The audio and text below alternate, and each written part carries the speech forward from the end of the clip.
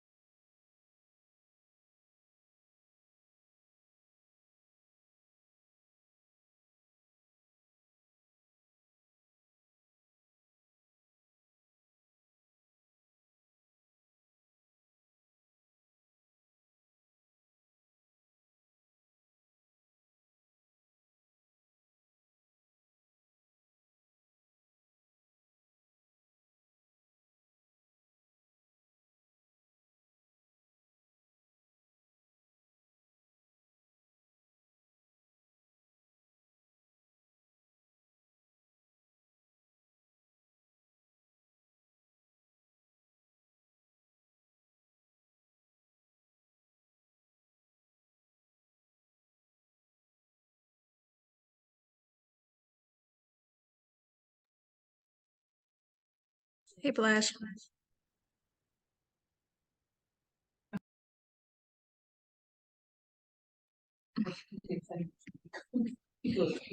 Palash, where are you from? I'm from like India. Like, did you mean country? What Okay. language do you speak? Oh, Hindi and English. I can't hear you. You muted yourself. Can you hear me now? Go ahead. Can you hear me now? Yeah. Okay.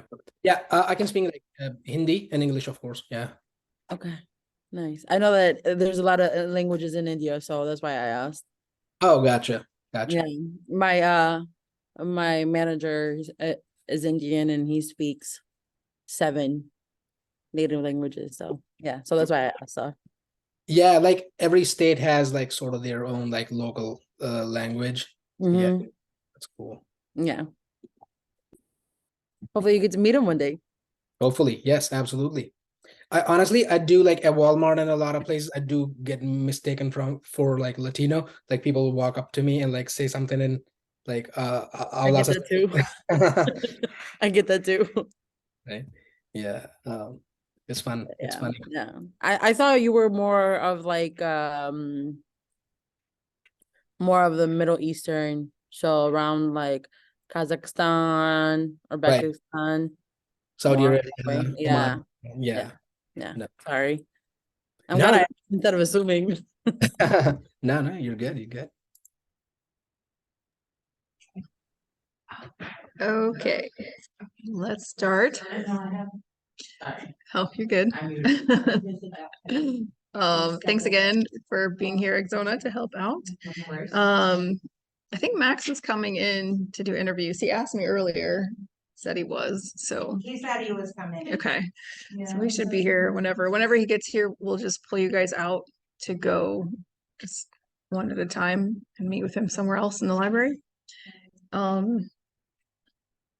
Okay, so does anyone have any lingering questions from resumes yesterday?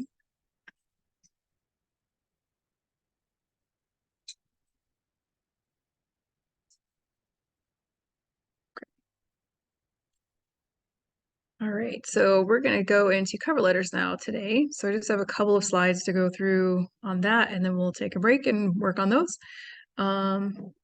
Second.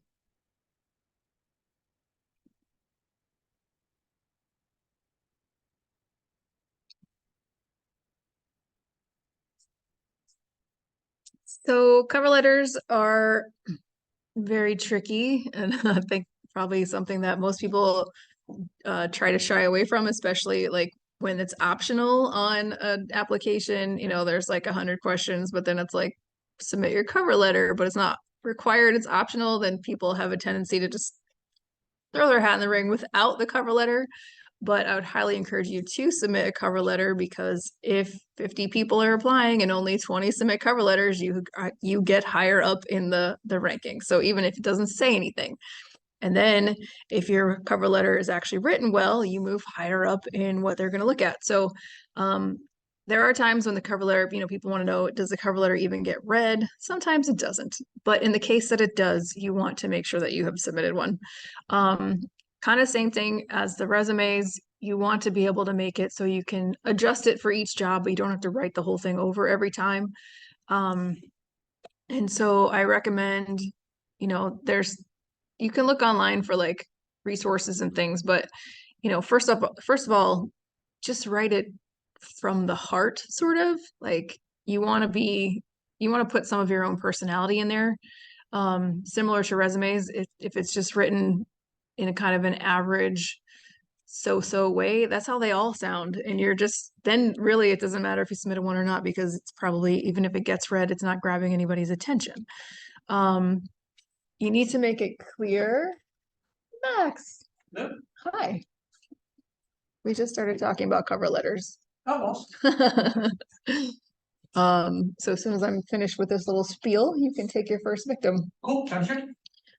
So you want to have it clear that you want the job. That's probably the number one thing in your cover letter. It isn't about repeating what's on your resume or anything else. So I want this job. Let me tell you why you should give it to me. That's the purpose of the cover letter, and why I'm qualified. But the resume says why I'm qualified. So use the cover letter to talk about why you want the job, why you're the best fit for the job, why they should choose you over every single other person they're looking at.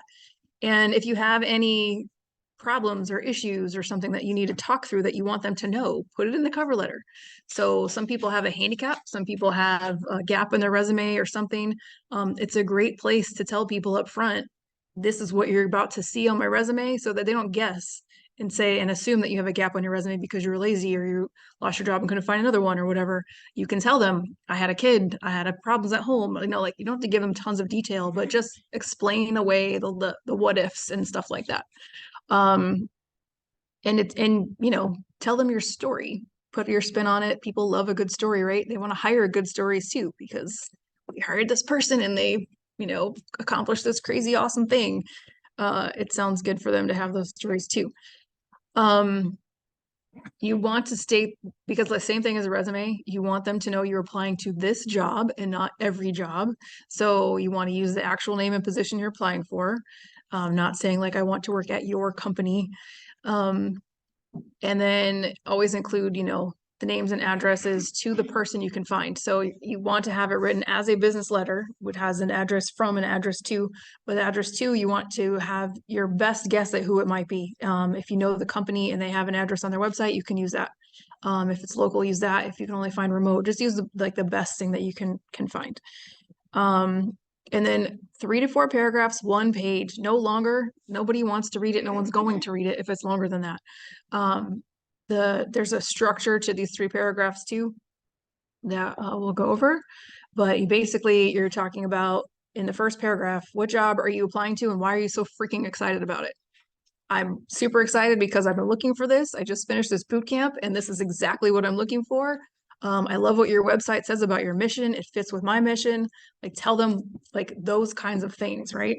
Not, hi, please accept my application and my resume for a job, blah, blah, blah. Like, cool, accepted.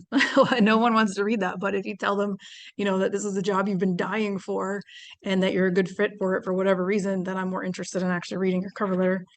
The second paragraph is that what makes you the best choice. So here you're not repeating everything on your resume. You're talking about those top things that are why this is the one for you. Are you like super amazing at project management and has a heavy project management element to it? you don't have to tell them everything in here. So people tend to just kind of pull all the stuff out of their resume and try to repeat everything, but that's not the purpose. And then in the closing, all you're telling them, so you've said why you're excited for the job, what makes it the right fit, and then a huge thank you for the opportunity. If you need anything else, be helpful. Here's where to reach me. I'm going to follow up with you. All that good stuff. So just if you keep it that simple, it's a lot easier to write. And then hold on.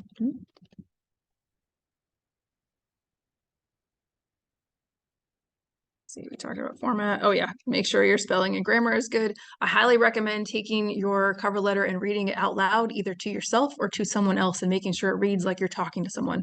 So if you've submitted the cover letter to Max, it sounds like you were talking to Max, not a robot talking to another robot. And that will help you also find spelling errors or see if things are written poorly or something like that. Another thing to look out for is repeating every sentence starting with the word I. So we have a tendency to say, I'm looking for this position. I'm qualified for. I am the best fit because it doesn't read well. And then also it sometimes will scream to a hiring manager, this person is not a team player because everything is about them. So just use, transition phrases and prepositions and all of that to kind of just make it more interesting to read. So if you really wanted to stand out, all those things I just told you, that and purpose is getting the job, customize to the company, focus on the company's goals. So somewhere in there too, when you're talking about like why you're a good fit, I'm a good fit because I'm gonna help you reach your goals. That's what they want to hear, right? Not I'm a good fit because I have these skills and I'm looking for a job, but I have these skills, you are looking to hire someone and I can help you accomplish what you want to accomplish in that role. Again, I can't speak enough about showing enthusiasm for the job. And just read back through it when you're reading through, just any words that are not necessary, just take out the fluff. ChatGPT is a really good suggestion as well. I'm Yeah. interviewing for this job title at this company. Here's my cover letter. Do you have any suggestions? Copy and paste the whole thing in and see what it says. Yeah. Absolutely. We talked about that a lot yesterday with resumes.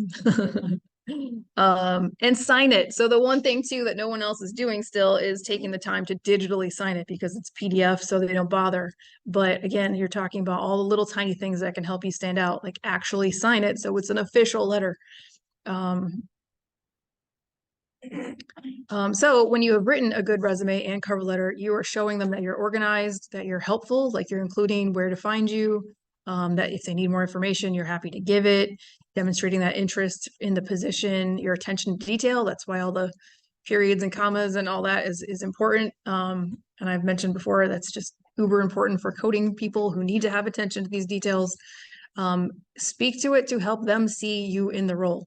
So again, if you're writing it in the boring old style and you're not telling them why you're excited for it and you're not telling them exactly how you're going to fit into that role, you miss the opportunity of them reading it and saying, oh, I kind of see them in this role. So do that work for them. Also, I say it shows that you can follow directions. Keep an eye out for job descriptions that say you have to use the word rainbow in your cover letter or your resume somewhere. There are little tricks that companies are looking for. Like I said, they don't want to do the work of sifting through 200 resumes. But if they put a little rule in there or a criteria and you've missed it because you didn't read the whole job description, you might not ever get anything that you submitted read. So like when I have resumes out, it says if you do not submit a cover letter, you will not get looked at. And I don't care how good your resume is, I will not look at it. I will not hire you. So you want to make sure you're following the directions. And that why too, even if they're not asking for a requirement for a cover letter, I still suggest submitting one. And all that just helps you stand out.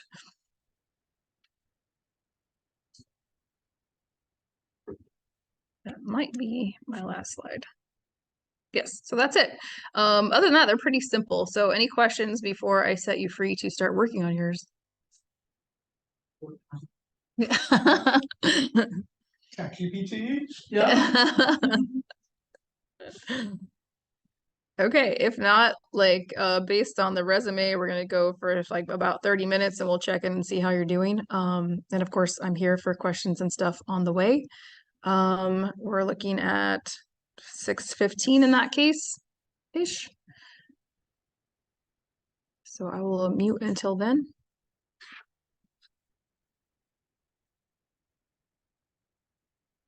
something I found really helpful. Have ChatGPT kind of help you get started with it, and then go write it, and then go put it back in ChatGPT and say, can you improve this? To kind of have that back and forth volley. And then the other thing you can do is just copy and paste the whole job description and be like, write a cover letter for this job description. That can be really helpful in getting something very tailored, or at least a starting point, right? Sometimes you read a sentence that ChatGPT does, and you're like, oh my God, I would never say that, right? So Yeah. you don't want to rely on it too much, but it can be a really helpful starting point.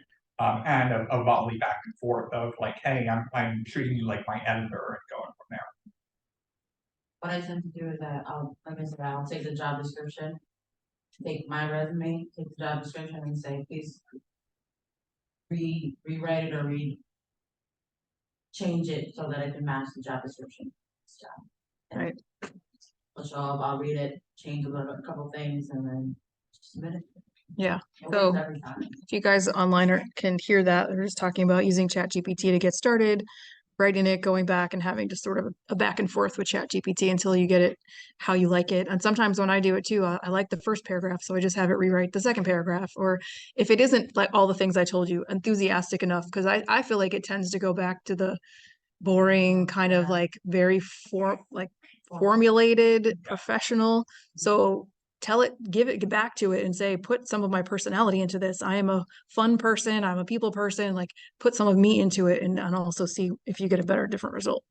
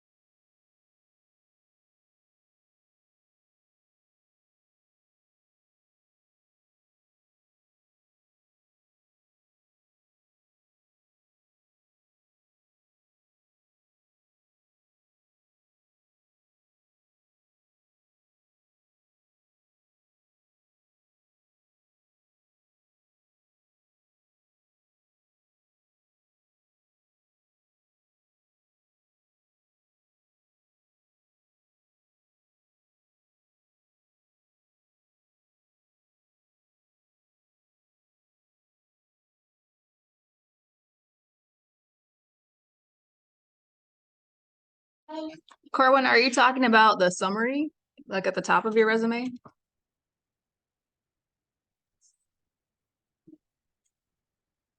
Yeah, like, well, kind of. It doesn't really like summarize everything that's on there. It kind of just gives like a briefing of like where I'm at, where I've been, and like what I plan on doing. Yeah. So on your resume, I would still recommend doing both.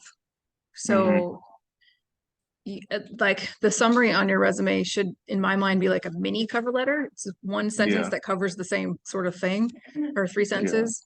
But then I would still do a cover letter, just because sometimes the cover letter is read first and then the resume. So if you didn't have a cover letter, they might never get to your resume. For that reason, mostly.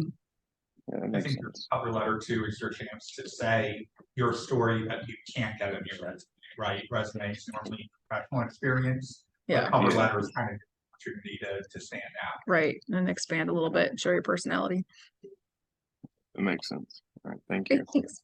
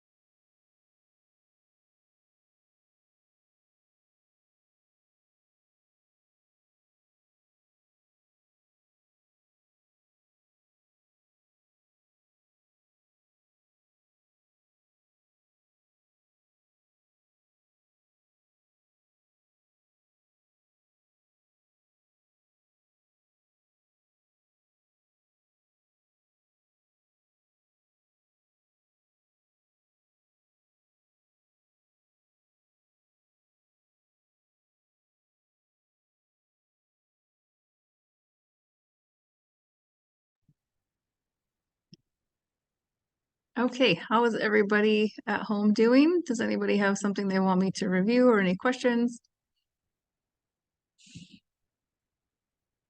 Can send to me in Slack or chat.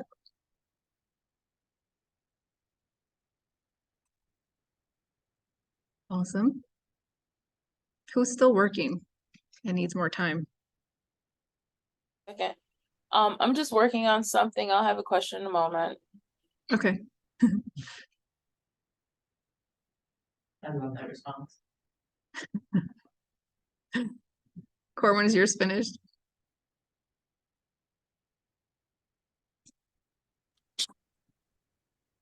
I'm working on it. We're getting Okay. there. Good, progress is good. Anybody at home want to interview with Max? Just take like 20 minutes off to the side. Just shoot me a message in Slack. You're all gonna do it, so you can either volunteer or I will voluntold you. Are we still doing them tomorrow? I have planned on coming in person tomorrow. Yeah, I mean, ideally, I would suggest you do it with Max and with the person who's coming tomorrow. Oh. Just like I said, the more practice you have, the better, especially before you leave here. You can also schedule on my Calendly if you would prefer to interview with Yeah. me, but not at this particular moment. Yeah, so Max is saying you could also do it with him later. But he is sitting here right now with nothing to do, so So give him something to do. yeah. I'm no caffeinated, not sure if that's to your benefit or not. Oh, Max, and it is. Oh, I don't know. 'Cause that's it. I haven't So opened it yet. Flash, how So, about yeah, while just, I you know, am reviewing your cover letter, you can interview with Max. Animal shelters. I would love to, but I have a lot of noisy kids because my wife is trying to teach kids like musicals and stuff. Oh, So, okay. can you hear him? Yes. Okay, yeah. So yeah. I'll do it tomorrow. Thank Okay, you. we'll schedule with him later. Yeah. Corwin or Natasha, either one of you available? The city of Sarah.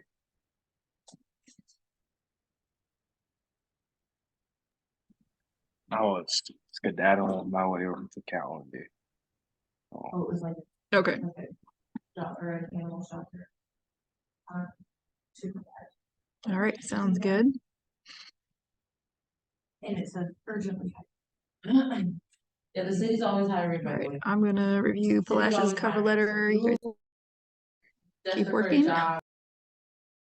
Did you see the link I sent you mine in Slack? Oh yeah, so I'll look at yours too. Yeah, thank you. City is where it's at.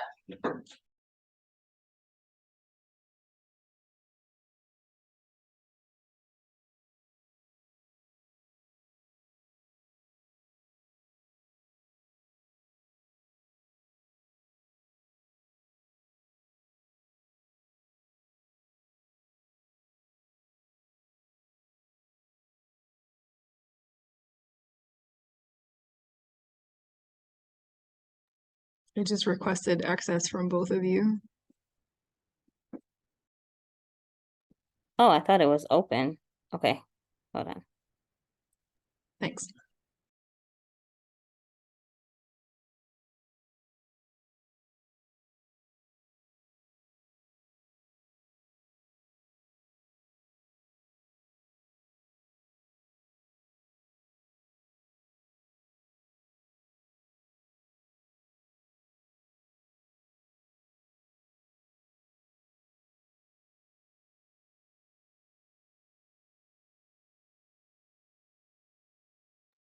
Okay, I changed it. Got it. Thank you.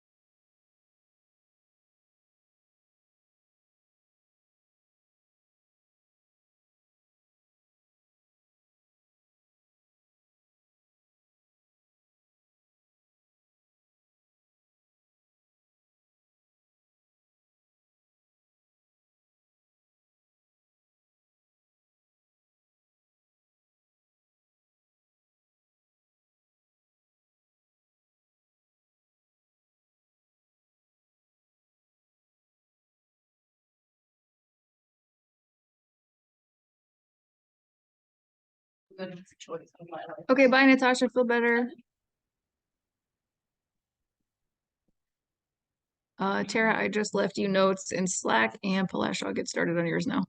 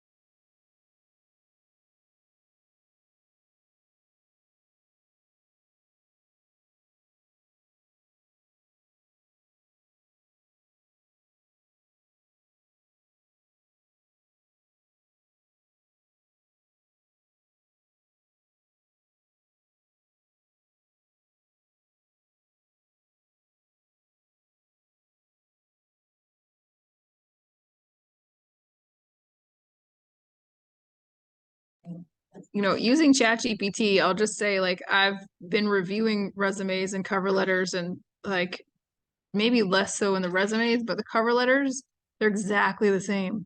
So you have to Oh, be really? careful and just like copying, pasting what it tells you. If it gives you a description, I really recommend going back and saying, okay, now make it more me, now make it more enthusiastic now, because otherwise it's going to be the first answer it gives you is the same answer it's going to give everybody. Right. So you have to ask it something else to make it more tailored To you. in the direction you want it to go. Asked it to reword it without so many eyes. I had to like read it 4 times just because it actually made sense. It looked like it just- yeah. Oh, that's hilarious.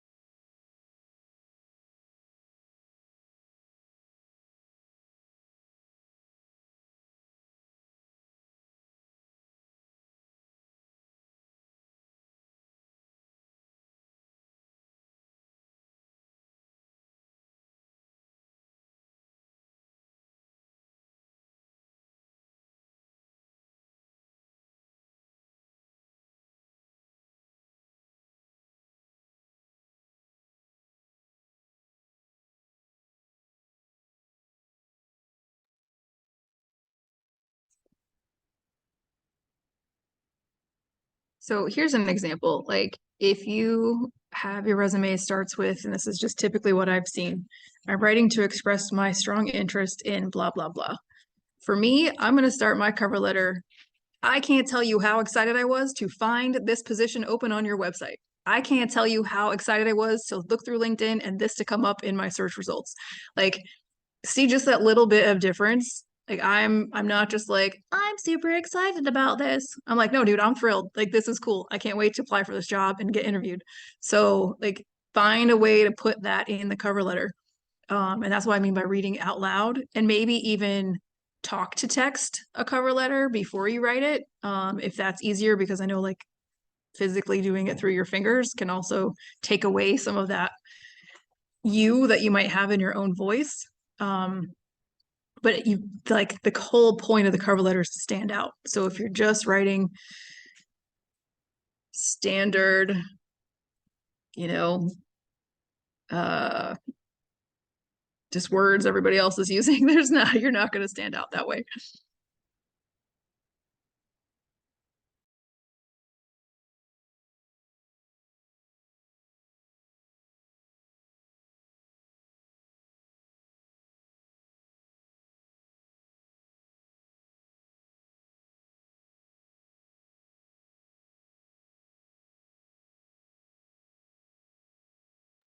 Laura, are you still there? Yep. I'm okay, so when we use words like excited, it sounded like sometimes I feel like I don't know, it's pushed so much that it needs to be like so formal. I'm like nervous to use some of those words because I don't want it to sound like kiddie-ish or like childish or like not adult-like. But like from a higher end standpoint, you're fine with stuff saying like with it starting something like that. Yeah, because I think so really all in the context, but I mean, I don't see any reason why a hiring manager would be looking down on you being like enthusiastic. You don't even have to say excited. You could be enthusiastic or just thrilled. Or, you know, like let's say you've been looking for a long time and you're like, I can't tell you how excited I was when I saw this. I've been looking, you know, you don't have to say you've been looking for a while, but you know, this feels like the job I've been looking for and I'm ready to apply for it, you know? Okay.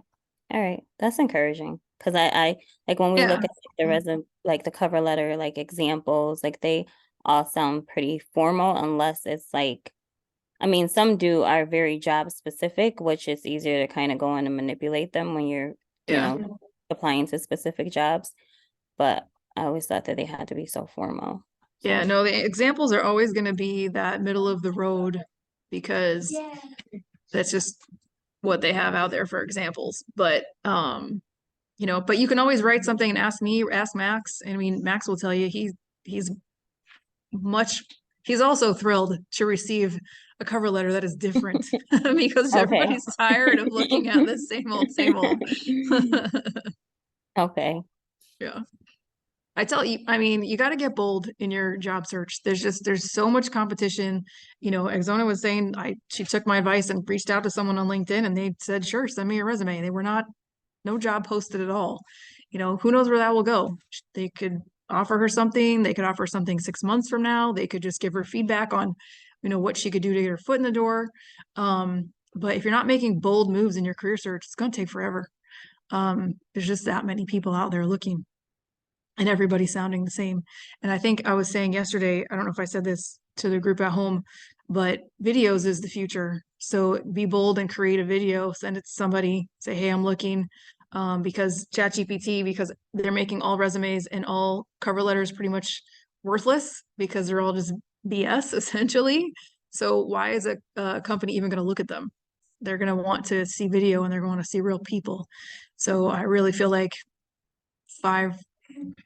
10 years for sure, maybe 5 down the road, videos will be a commonplace. And if you're out here now submitting videos and getting ahead of that, I've heard recruiters talk about this, then you can be ahead of the game now. I don't know how it'll be difficult to be ahead of anything in the future.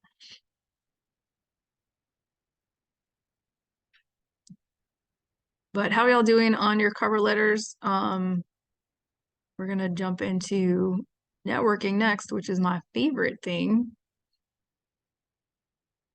But I want to make sure everybody's ready before we move on.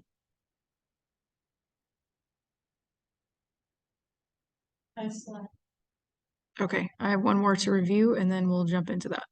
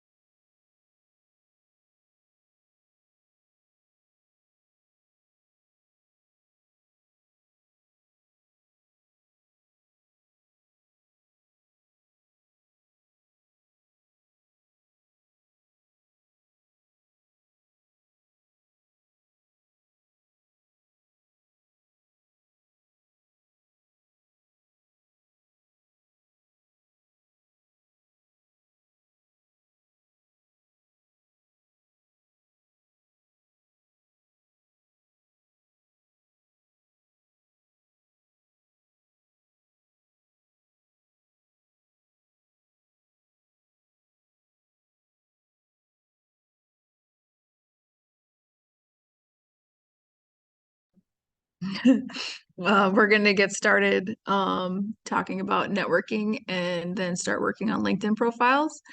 You'll have plenty of time to either work on your LinkedIn or continue working on your resume and cover letters as well. But we'll just cover this material so we can get through it.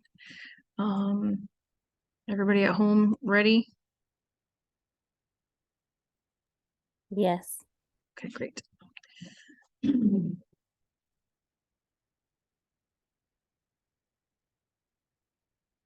Okay, so there are a lot of slides in this presentation, so I'm going to skip some of them. Sorry, hold on.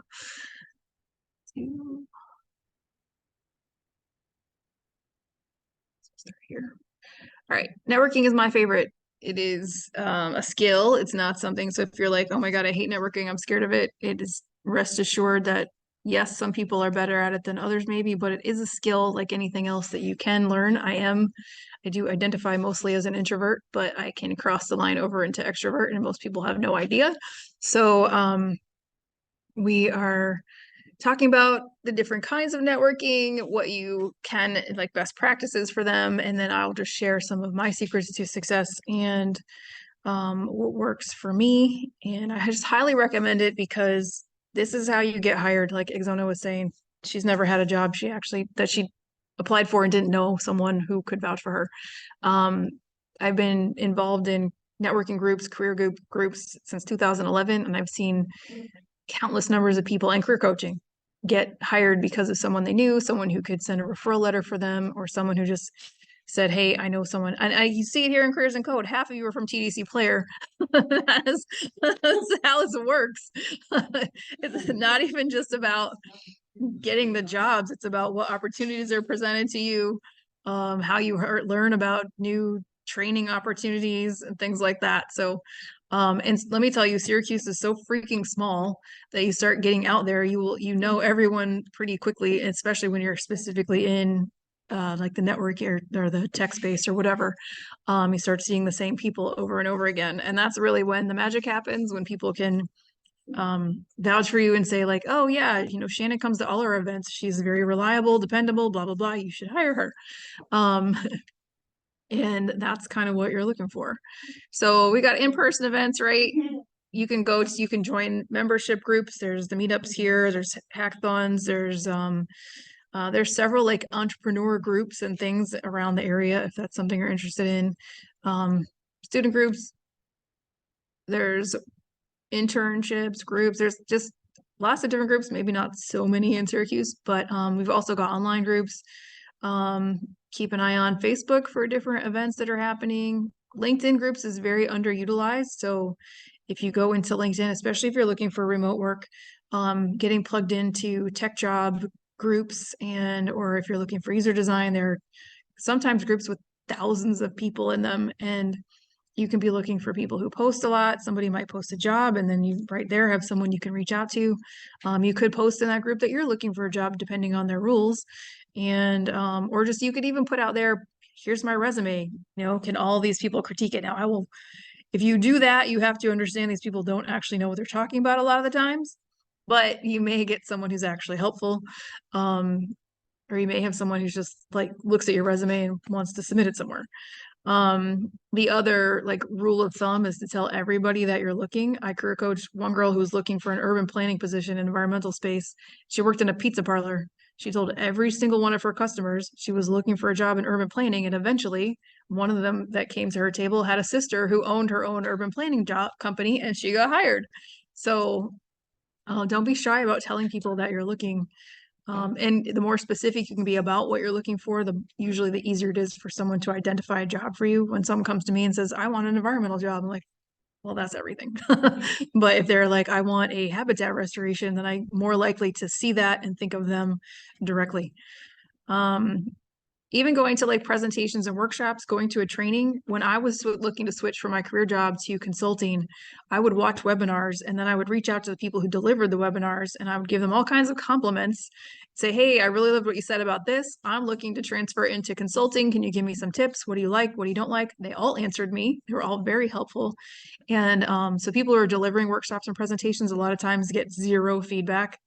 they've spent weeks, months preparing, and then they deliver this thing, and then it's like, okay, cool, that's done. So they appreciate when someone follows up with them, so you can connect with them on LinkedIn, start building that network, and even just to say, hey, thank you for that, I appreciate it, you know. And then 2 days later, you can say, hey, I really appreciate your presentation. Have any ideas for where I can submit this resume? You know, and Clubhouse is dead and gone, so we're not gonna talk about that. So, you know, the best practices are to remain positive and just think about like networking isn't meant to be, you know, I go to one event and I get hired for something tomorrow. It's a long-term strategy, just like anything else, but the more often you go to events, the more involved you get. So if you have an opportunity to not only be the person who's showing up, but volunteer to be someone who helps at the events, like doing TA work here is a great way. People have gotten a little more extra interest in getting hired places because they've gone the extra mile to do something. Start your own group if you don't see the kind that you're looking for. I actually, there's a guy that I coached in Chicago, told him that he started a climate change career networking group, and it has like 150, 200 people who come. It's insane. And he got a job in like 2 months. So again, be bold, think about the different opportunities that you have, and don't get discouraged if you go to one event and nothing happens. A lot of times it takes follow-up, and follow-up is you got to plan ahead and then follow up. And by planning ahead, I just mean like think about who might be there, think about if it's a membership driven thing or it's going to be a big event, like can you reach out to the people who are hosting it and ask them if you can volunteer? You know, like sitting at the check-in table is a great place to be. You can see names and faces, and you might see somebody like, oh, I should follow up with them later. And, you know, so planning ahead doesn't have to be extensive, just kind of thinking about who might be there, who might you want to talk to, and then making an impression. And by that, I just mean being yourself. Maybe like having a business card, that kind of thing. You're not always going to give people your business card either. A lot of times I just do LinkedIn, or I just say, you know, hey, can I connect with you on LinkedIn? Or I just remember their name and follow up with them later. But if you are having a conversation and it may or may not seem right to hand over a business card or ask for one. And sometimes I don't bother giving one. I just ask for one because I'm going to follow up. So it doesn't matter if I give my business card. Like a lot of times I'll see people and they're like, oh, do you have a business card? I'm like, no, just let's connect on LinkedIn or give me yours and I will follow up. So I put the accountability on myself and not waiting for, because 9 times out of 10 or even less than that, giving your business card to someone, they're not going to follow up with you, especially if they're a highfalutin person that's been handed 20 cards. They're certainly not following up with you. But if you take theirs, you can follow up with them. So that consistent follow-up is really important. And I think now as you build your LinkedIn and you start to build a community network in Syracuse, it is that much more important. Every person you meet, you guys should all be connected to each other in the class on LinkedIn. Because the network can become important to you now while you're looking for a job, but you might find a job and you love it for 6 months, or it's okay for 6 months, and then you want to find something else. You always want to keep building the network because you don't know when you're going to need them again. And be persistent. If you reach out to someone and they don't answer you, let a week or 2 weeks go by and follow up again. A lot of times people reach out to me and the first time I forget, or you know, LinkedIn doesn't let you like star messages. So they get lost. I get 10 messages a day from spam. And so if I don't have a way to like remember to go back, and once I've read it, it's unread. So I might see it and then I totally forget to come back to it. So I really appreciate when somebody a few days later is like, hey, just checking to see if you saw this, because a lot of time I'm not a person who doesn't respond. I want to respond to everyone, even if it's a, hey, I can't help you. And so being persistent in this, and that means going to a couple events in a row and continuing to try to keep building the momentum and meeting people is an important part of networking, because building that momentum is really when you start to see things happen. When you're looking for places to network or people to meet, just try to be, everything about creative is helps you stand out, because you won't be following the same normal steps everyone else is taking. So that means like joining different groups. Like I said, the girl working at the pizza parlor, that was a creative move in one way on her part, to try to just ask everybody she met in a non-standard area. When you are doing things in person, just don't worry about what other people think of you. If you're there and you're not talking to anyone, it's fine. No one notices. No one's like, oh my God, look at that girl who's not talking to anybody. But that's what it feels like, but that's not what's happening. So stand by the food, grab a drink. You know, just hang. I always feel like having a cup in your hand is a nice way you can like hide your mouth. It doesn't have to be alcohol, but just like helps you just be in the room. Who's next? Who's next? It's one of you two. How did it go? I hated every minute of it. But you lived. Are you sure? She thinks she lived. So yeah, like I said, just kind of try to be bold. And I always say too, like, it's going to be awkward if you're not used to it. It's even awkward when I am used to it, and just embrace the awkward because you can't make the awkward go away. Like walking up and starting a conversation with a stranger is always going to be awkward. So just let it be awkward. You know, that's what you're there for. People are not like, oh my God, what's this person talking to me for? Like that's what we're here for. Occasionally I've walked up to people who are, it's hard to break into people who are like in twos.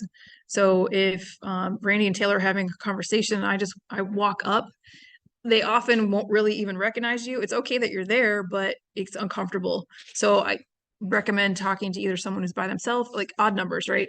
Groups of 3, because then usually 2 people are talking, but the third person can acknowledge you. So that's an easier group to break into than trying to walk up to people who are talking 2 on 2. And then, like I said, grab a drink. The elevator speech, I'm all for it and I'm all against it. Like it overcomplicates things, I think, and it makes people nervous to start saying what they're going to say because they've tried to memorize whatever it is going to come out of their mouth. And when it doesn't come out the way they wanted it to, then they get even more nervous. So I'm not a huge fan of it. I am a fan of like having an idea of what you want to say, but not really trying to, because I might walk up to one person and be like, hey, so have you been here before? And I'm not just out of the gate like coming out with my elevator pitch. Like let them ask you, like, have you been here before? And you can say, no, this is my first time. I just graduated boot camp. And like that's such a more natural way to start a conversation than like, hi, how did you get here? Well, I went to school for this and now I'm doing careers in code, and like, you know, because you have this like memorized thing. So that goes back to the planning thing. Just have an idea of what kind of things you would want to talk about. Also have an idea. I think we did a blog article about like questions you could add networking, and there was a whole thing of questions in your bank to ask people, you know, because that's also a hard thing, like coming up to a stranger and what do I say? But there's a whole slew of different questions you can ask somebody to just get the conversation started. And eventually at a networking thing, it always turns to, what do you do? Why are you here? You know, like, so it doesn't matter what you start with. If someone, you can always also look at the person, and if they have, you know, this is nerd world. So if they've got like a t-shirt on you like, you can start a conversation around that. You can start. So it also doesn't have to be like straight out of the gate, like talking about the work. I usually say, are you a tiger? Like, what? Like, are you a tiger? Aren't you alone? They're like, oh no. I'm like, oh, Yeah. okay. Where'd you go to school? So Something catchy. yeah. Different. So Exona is always asking people about their alumni status. So I already said volunteer at the event. Yeah, if you know that you're going to an event and someone is going to be there that you know, like you can either like offer to go in pairs, so you're not showing up by yourself, which also can help you be more confident. But if you are even looking at a group online, you see somebody on LinkedIn who has, or on Facebook, who's responded that they're going, you know, like reach out to them and say, hey, I'm going too. Have you ever been? So you can kind of pre-network and say like, okay, cool. I'm looking forward to seeing you there. And then you kind of have someone to look for when you get there.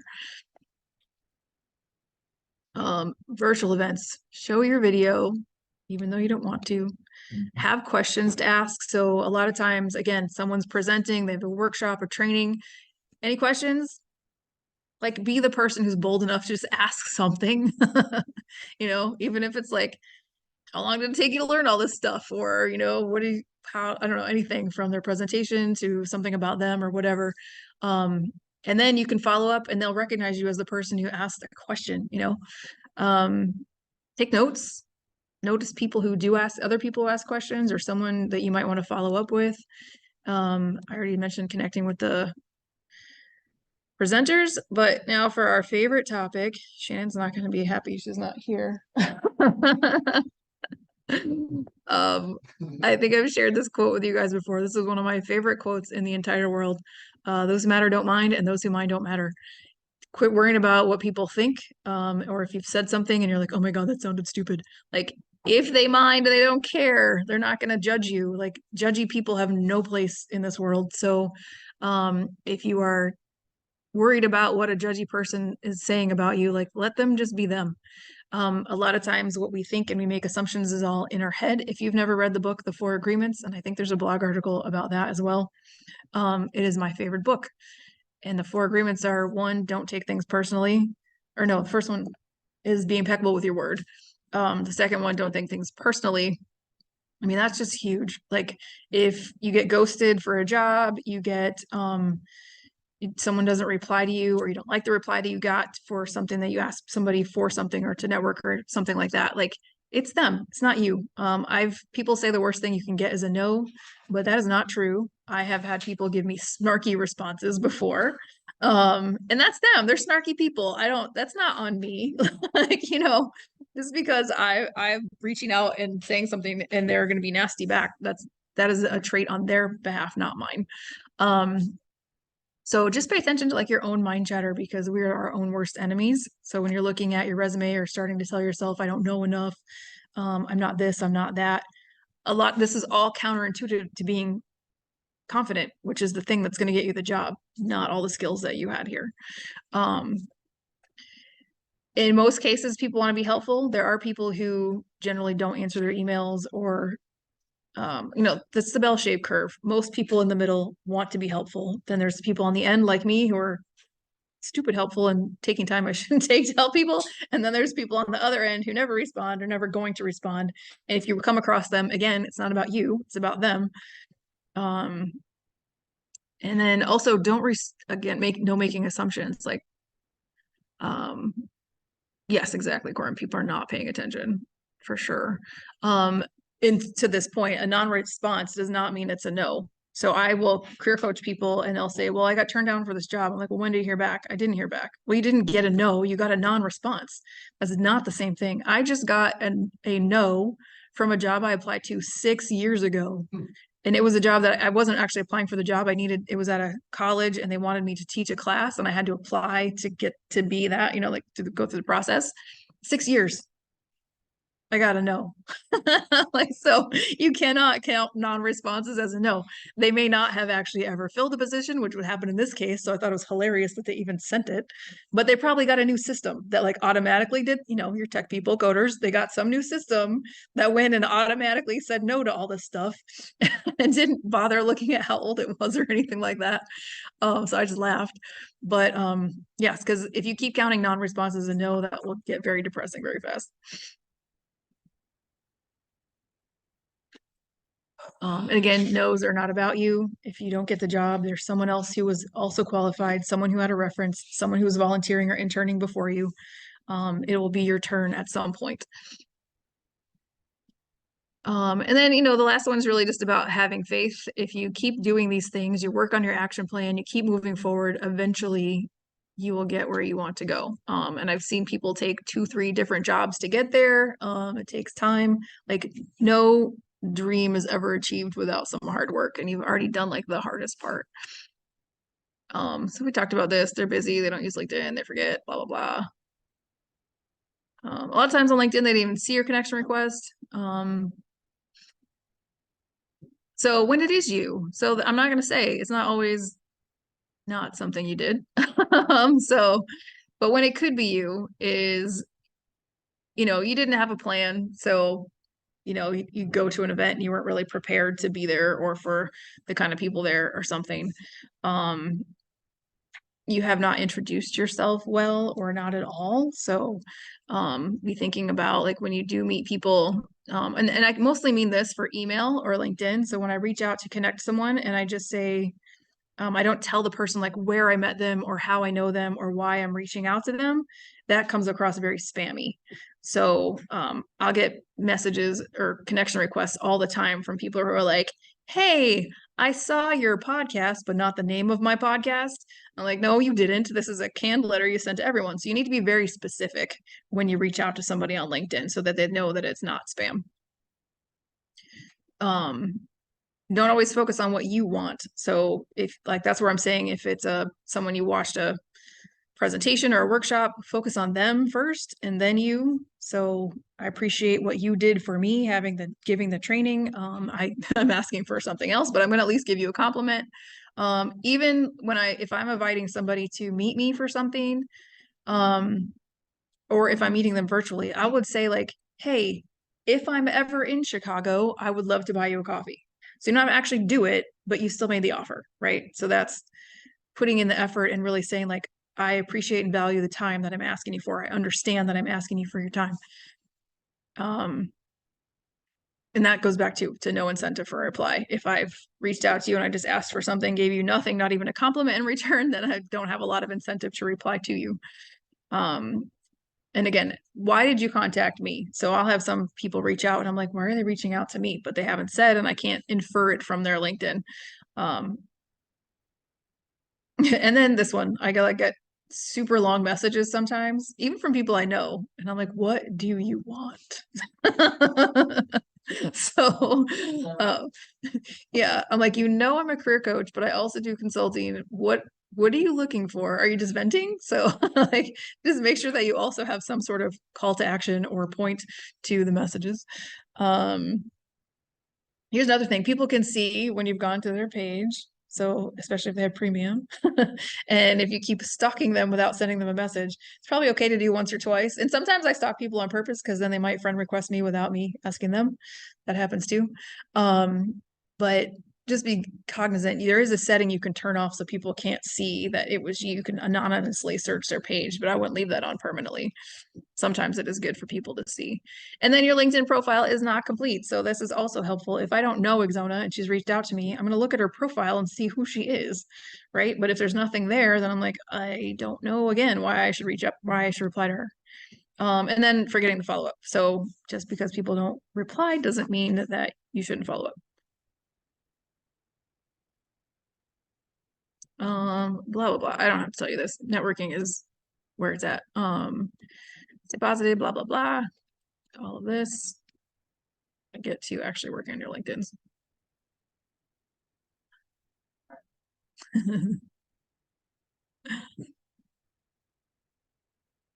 Oh, this is too much. So you do have a LinkedIn checklist, and like I said, if you just start your profile in LinkedIn, it walks you through doing all of this. But for your headshot, just make sure that it is pretty standard. There are some exceptions, like if you're an expert in some area, but in general, you basically want most of your face and a smile. I've seen a lot of people who are trying to look maybe cool, but they actually kind of look angry. So we don't want to have any RBF in our LinkedIn profiles. No sidebars of your significant other popping in the edge. We don't want that either. Yeah, I just grabbed this off of Facebook and then put it on here. No. Let's stay away from AI generated photos. Right? What Yes. about like a Mona Lisa like kind of grin, like slight grin? Is that still RBF? I think you just have to look at it or have someone else look at it and tell you if you look like a pleasant person or not. Yeah, get someone to give you an honest opinion. Because I think sometimes people think it looks one way and it looks different. Not sure I was ready to move forward, but make sure you go through all the settings. These have changed since I made this presentation, but just go through all of the settings and make sure that they are the way that you want them to be, because there are settings about how people see you. You do want to have your name and picture showing while you're job searching. And but there's whole kinds of others like about advertising. Do you want recruiters to be able to see your page? All these things you want to make sure they are set the way that you want them. Here's where, so your network is where you see the people you've connected to and where you've reached out to people. So if you want to see how long ago you submitted a request to somebody. You're like, oh, I invited Exona to connect with me, but she hasn't accepted yet. You can actually go in there and see like when you did it and who's, I don't look at mine because there's a lot, but you go back and see like who has not accepted your request.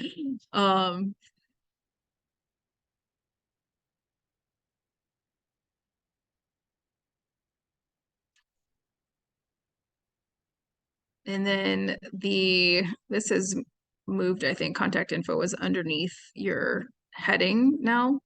But that area is where you can find someone's email. So I also recommend if you reach out to someone on LinkedIn and they have an email listed, also reach out by email. And the way that I do that is I reach out to them on LinkedIn and say, hey, I met you at last week's. And let me tell you, if you weren't ready or you forgot or whatever, you were waiting to finish your portfolio or you're waiting to graduate careers in code and you didn't reach out to somebody, it's perfectly fine to say, I met you 6 months ago at a hackathon. Like, it's completely valid. They may not remember you, or maybe they do, but you can still say, like, it's all you need is a teeny tiny little connection. So you can say, hey, I met you 6 months ago. I've been working on my portfolio. I didn't reach out. Like, here I am now. And but I will tell people that I'm going to follow up by email just so they're not surprised or think it's spammy. So I'll say, hey, it was great meeting you. I like you. So a lot of times I'm asking people to be on my podcast. I would love to have you on my podcast. I will follow up on the email I see in your contact info. And that way they're expecting both. And if they prefer email, they will reply there instead of here.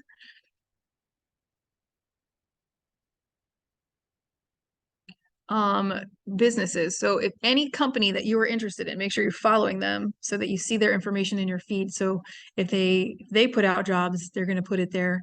Like it might have a hiring announcement, and you can see who else from the company is posting things. You can see the news that they're putting out, because also being able to talk about recent events or news when you get into the interview is very helpful for you to stand out. So if you show up to the interview and nobody else has said anything about a big merger they just had or something, they'll be like, oh, you paying attention. We like that. But you can also find out if you go to the job, you can look at the job itself and then see who's working there at that company. And that's how you can look for other people to reach out to other than the HR people you can find on the website. And some of these things, like I said, have moved around, but they're all still there. I usually, look for the. I just go straight to the person Yeah. in charge of hiring, so. Yeah, try to find the hiring person. I think the two I think are good are like the hiring person and someone who's in a role that you'd like to be in. So if it's you can reach out to the hiring person, but if there's someone else who's doing user design, reach out to them and ask them about how did they get started there. Do they like the job? All those things. Now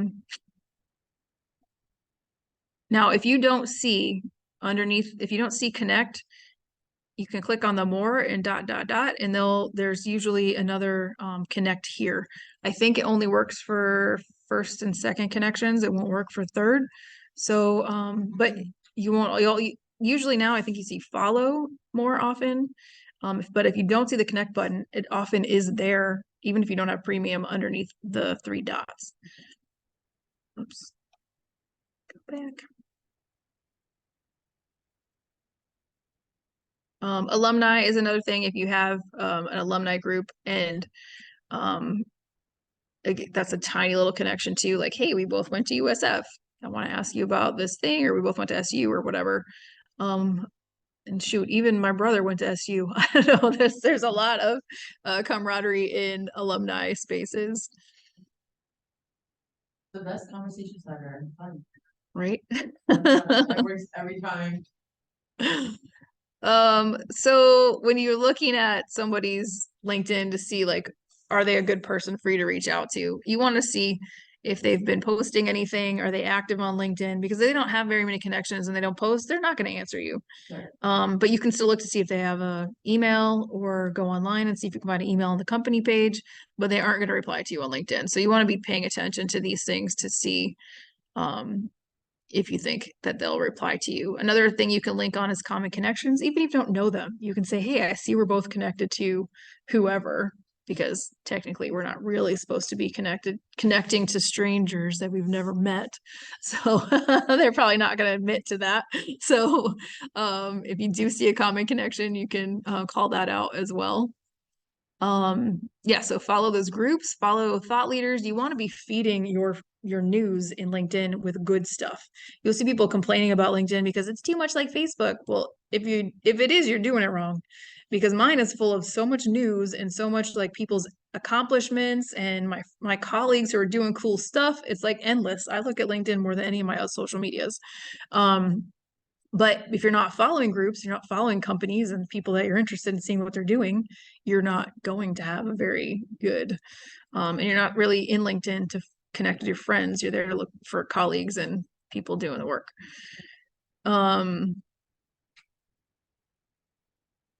Your phone function is different than the desktop. Oh yeah, so on your phone, I don't actually know if this is still different, but on LinkedIn, when you hit to connect to somebody, it sends you first to put in a personal note. Just know that if you do it on your phone, it goes straight to sending them a request and you miss the opportunity to put a message. So just be aware of that.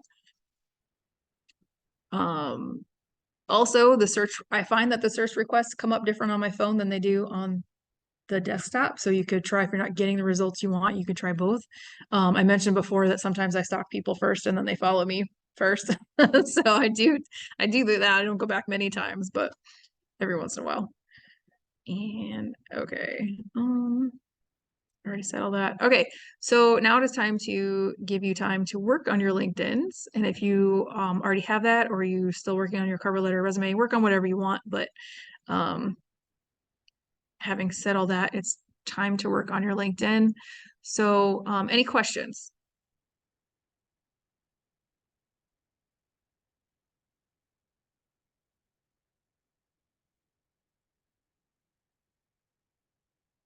Okay, so let's do 7. Yeah.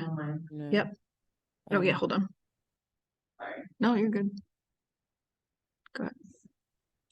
So as far as like taking pictures for LinkedIn and having like a professional headshot, what I would recommend if you don't want to do a whole professional headshot is take a friend, go downtown in the middle of the day at like 12 o'clock when lighting is perfect, and blur the background, do a blurred background, and just take headshots in a really cool, I don't know, with a big building behind you or a really cool scenic picture behind you. That always works. Okay. It shows that it's outdoors, it's not your cookie cutter portrait. So doing something different, that definitely is a recommendation. That's literally what I did for mine, and I will be putting my LinkedIn in the chat. So if you guys want to connect with me on LinkedIn, feel free to connect with me. Okay, that's it. Awesome. I love that. Yeah, definitely. It's not hard to get a professional photo anymore. You have, if you have your iPhone, you've got the portrait mode. I don't know what it's called on Android or whatever. Yeah, is it? Okay. So, and even now you can turn it around and do a selfie with it too. So if you can just keep your arm down or use a selfie stick so you're not like, right. Oh yeah, yeah. So photo booth, there's just so many ways to do it now. But You'll yeah. never believe where I took my picture at. Where? Against the wall in my bathroom. Nice. I shouldn't share that. Oh, We can do like a taking picture session. I know, right? That would be fun. Yeah. Saturday, if you wanna come, I'm more than welcome. I'm more than willing to do that, so. Yeah. Exona's ready If to you're go interested- have a photo day on Saturday. Sorry. Yeah, if you're interested, Saturday, we can definitely go downtown and take pictures in the middle of the day. So hit me up if you want to go, and if I get hold you, I'll definitely take out my iPhone 12 and snap away. Fun. All right, cool. So, okay.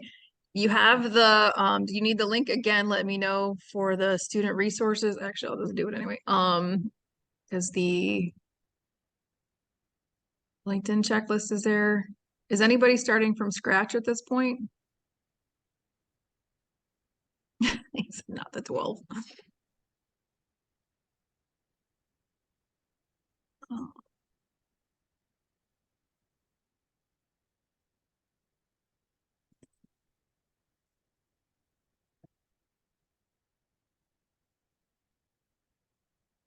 Oh, and let's see, let's go till 7:20.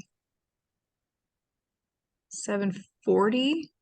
And I'll just check in. And again, if you're finished with LinkedIn and need to work on something else, go for it. Somebody else have a question?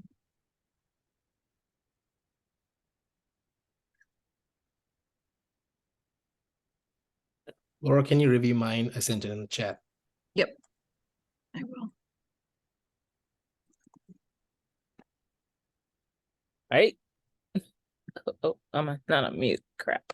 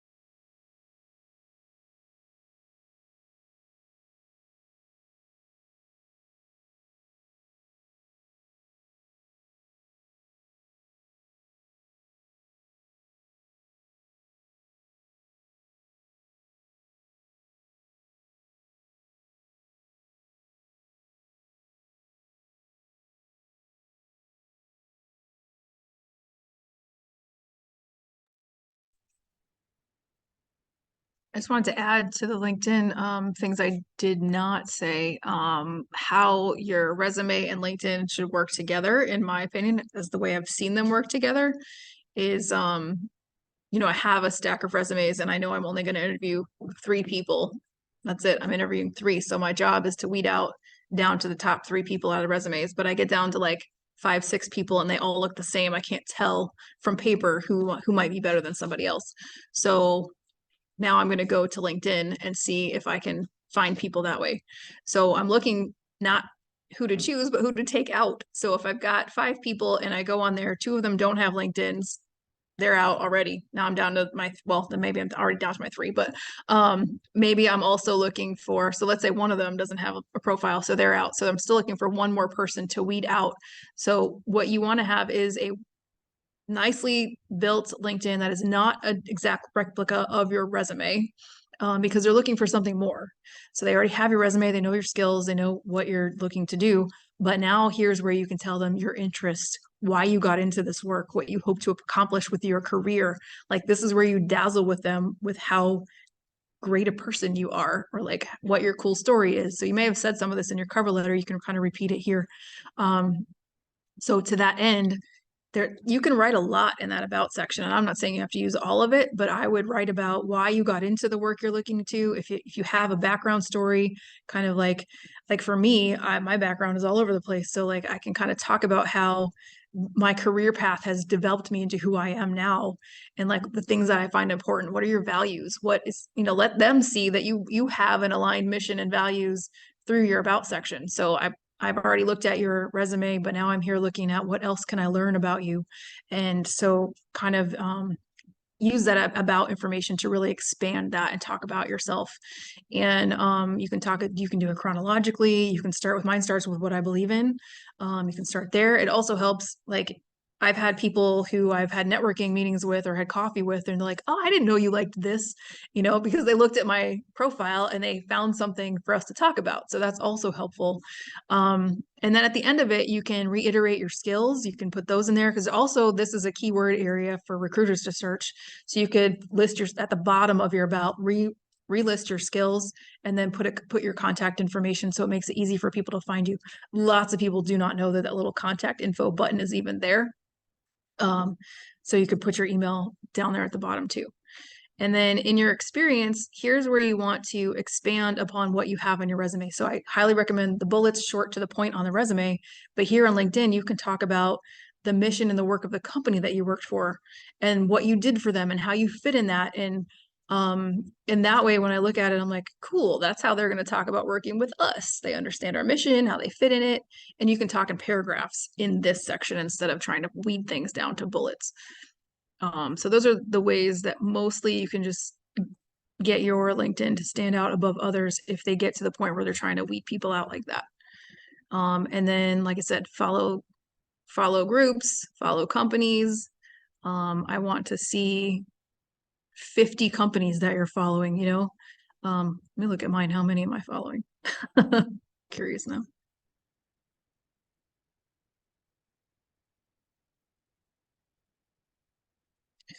Actually, I will screen share mine just for examples.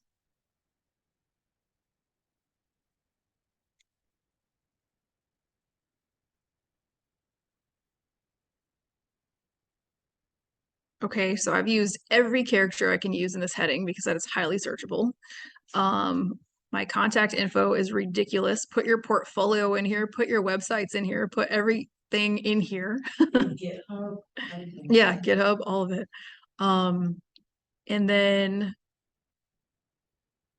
let's see, you can have, make sure, like, have activity, comment, like, do stuff, show people that you're active on here. And then my about section. So my about section is completely used, probably needs to be updated, but I've got, you know, here are the things I believe in right off the top. So if someone's looking to hire me, they see right at the beginning what I stand for. And then I've got, hi, I'm talking to you. Taylor, you're on my page. I'm talking right to you. Hey, thanks for coming to my page. So make it personal, be creative, stand out, put your personality into it. Here, you know, this is a little bit salesy for my consulting thing, but Then my contact information is here, my websites. So highly recommend taking advantage of this space. And then underneath your experiences too, if you've got projects you worked on or something, pictures, photos, you can actually add those to add a little bit more detail to your past work. And you're not going to have it obviously for many things, but that is available for you to use there. Your education. So on your education, you have a tendency to want to put like your majors, what you focused on, the courses you took, you can put out here instead of on your resume. As you continue your education and get more licenses, more certifications, take more courses, keep adding them. And then your projects, there's a project section. You can put your capstones, you can put links to your like shows projects. So take it to the website, take it to your GitHub or your portfolio, your volunteer work, all this stuff is here. Volunteering is another way to show that you're passionate about the work. And skills, I think LinkedIn planned for skills to be more important than it was. Like at the beginning, people used to endorse other people for skills. I haven't had anybody endorse me for anything in 5 years, probably. So I wouldn't worry about that part too much. Giving and getting recommendations is nice. You can do that for people in careers in code. But again, I don't know that anybody really looks at them, but could be helpful. It's a nice thing to do. It's a nice gesture. And then I mean, I've got publication, I've got every section of this thing filled out. Courses that I've taken, honors and awards, all of it there. Takes forever to get through my thing. Companies. Doesn't tell me how many, but you can see I'm following a lot of companies. So I see all of their news, all their updates. So every business you might want to work for, follow them. Or if you're just interested in the work that they do. And then groups, I am part of all kinds of different groups, especially climate ones. Now for publishing, I'm a book publishing ones. So I see the stuff that they're posting, and you never know when one post could be the thing that you needed to see out of thousands, right? So to join the groups, you just go to search, and let's say you want to do user design jobs.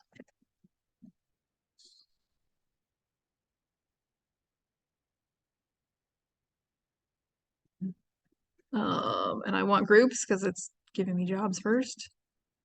This one has 63,000 members in it. I mean, why wouldn't you join that if you're looking for a user design job? And there's tons of these, 78,000 people. So click like follow, join these groups. It'll tell you about it. It posts 10 plus a day. A lot of those are probably jobs, training, other opportunities, could be internships. You could post in here if they allow it, like, where can I find an internship? All of these people, like, got connections, all these people are also in the group. So you could reach out to any of those people and say, hey, I saw you're in the same group. Do you have any advice for finding a user design job? So there's a lot of stuff in here that you can use. I mean, I like following and connecting with the admins of the groups because they're usually the ones that are like heavy users on LinkedIn.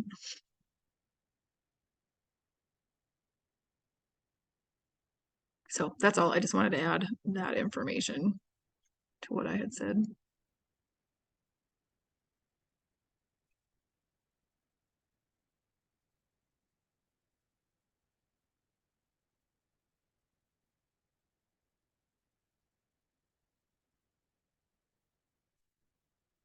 And okay, it is 7:40. I'm still reviewing them. So if you guys want to keep working for a little while, I will continue to review these for a minute.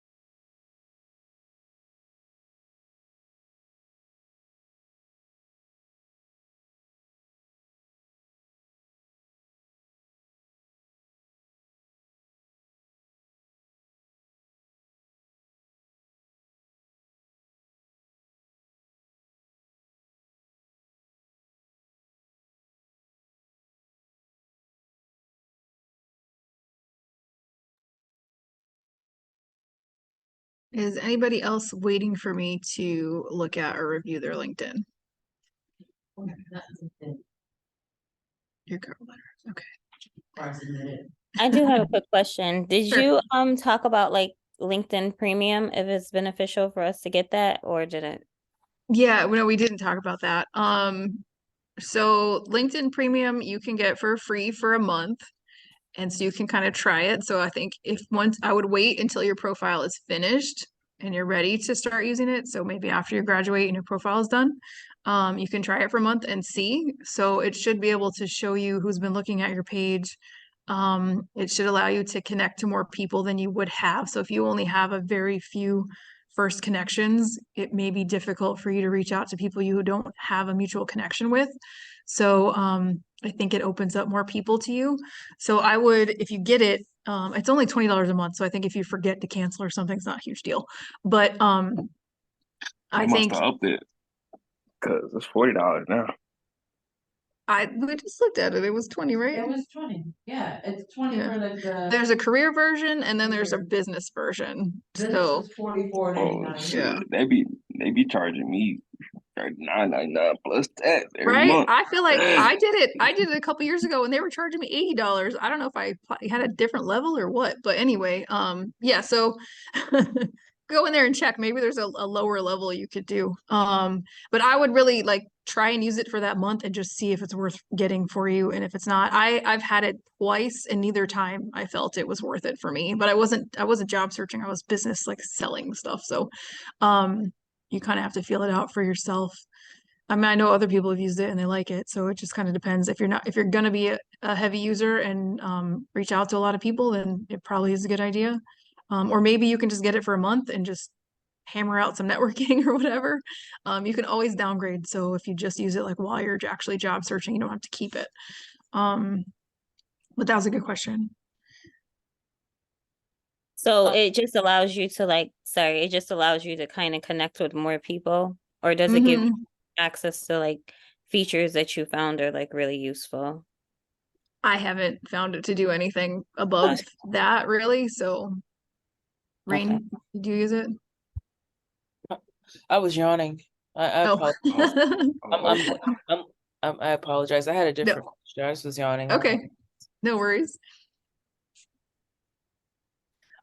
I will say, Tara, I have used it, and it does kind of boil down to what Laura was saying. Like, if you're not really using it like that, it's not really worth it. But like, if you're on there pretty consistently, it has definitely helped me like reach out to people that were outside of my like the first or second connection that I otherwise wouldn't have connected with. And I'll say like the first 2 months I had it, I probably gained about 30 new connections, which is pretty, I mean, it's a decent amount for someone that has a smaller amount of connections on LinkedIn. Yeah, that's good. I do have, go ahead. Oh no, I was just telling him okay. Corin, yesterday in the chat, you were mentioning that you pay for premium. And so I want to do that too, so I can see, who views me. I went on today and I noticed that the Recruiter Lite is only $139 per year. Yet if you get it like on a more, you're searching for employers to find you, it's $239 per year. Which subscription work best for you? And you too, Laura and That's very objective, I feel. You definitely got to go through, because they kind of break down each one, and like you can go through and like expound upon that information and like dig deeper into it. I feel like that'll definitely help with like making sure it's catering towards your needs specifically. Like I just use like the core one, and like even with that, it gives me more than enough features to be able to connect out to people that I otherwise wouldn't be able to connect to. That, and like the biggest thing for me is seeing who's looking at my profile. So like if someone, like Laura said, if someone's checking your profile 2, 3 times in a month and they haven't said anything, I'm gonna send you a message, see what's going on here. Why you looking at my profile like that? Okay. How about, well, Laura, I'm sure you use the Recruiter one. No, actually, I think I was using a business level or something because I was trying to do sales But if you look online, there's a couple of different, reviews and things that might help you figure out which one you want to use. But like Corwin said, it's really a matter of looking at each level and saying, like, do I think I'll use this thing? And I think if you pick a level, pay attention to whether you're using all of those things. So if you're not, you can downgrade or stop using it altogether. Because Okay. the 2 times I used it, I thought I would use it a lot more than I did, and then I didn't think it was worth paying for because I wasn't. It was me, and not necessarily their tools don't work. I just wasn't doing it myself. If you don't have the time to be on LinkedIn and extensively be trying to reach out to people, then you're probably not going to get your money out of it. Yeah, I'm just stuck between business for my business and career, but I guess Right. I'll definitely itemize what caters best to my needs and just go from there. Yeah. Yeah. Who's coming in again tomorrow? I was gonna come in today, but I drove 2 hours sprinting. Yeah, that's a lot. His name is, hold on, I've never actually met him before. Well, quick interjection while she's looking. I would say LinkedIn Learning is definitely clutch with premium. So if it's like there's some certificate classes you want to do, or like different things that you kind of want to expand your knowledge upon without having to pay for like certain course classes and stuff like that, I definitely feel it's a little bit cheaper. Yeah, I In was certain checking that places, out. you could check in with your job too and see if you get LinkedIn Learning for free. I know certain places offer that. That or Coursera. Yeah, if only I had a lemoyne.edu email. So well. So here's what we're gonna do. Who is our interviewer tomorrow? We're gonna stalk him on LinkedIn. So that's how you do this. So his name is Mike DeMaria. He's an 18-time certified Salesforce developer. Wow. Lives in Liverpool. He's got, see, just normal headshot. Doesn't have a banner. Shame.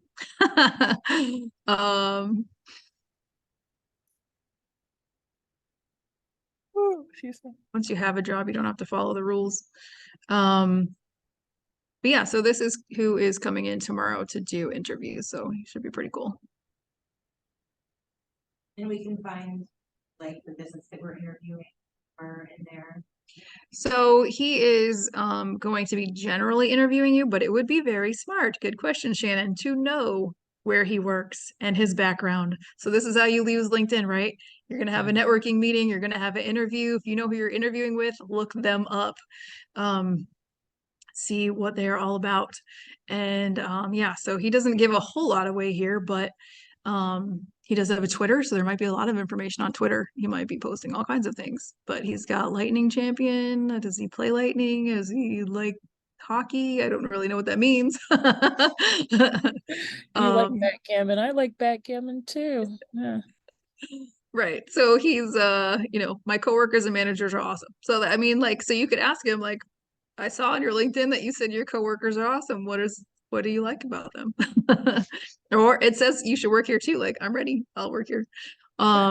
Things like that, So there's a lot of stuff in here. You can look at his different background if there's some place he worked or some role that he had that you're interested in. His degree is Bachelor of Science in Computer Science from SU. So other things to connect on. He's done a lot of the Salesforce training, so you could ask about Salesforce. Maybe that's something you're interested in. So there's a lot of stuff here. He's got something published. That's cool. And again, you said these are Courses. mock interviews, general. Yeah, generally they are, but the thing is that maybe they are hiring for something, or maybe they're hiring for something in the future. So you still want to treat them. You don't have to, that doesn't mean you need to pressure on yourself to be perfect or anything in the interview, but you still want to, present yourself well. So knowing things about him and being intelligent about the questions you ask him about his company and stuff would be good. Mm-hmm. Does it say his company? He's got, he works at Active.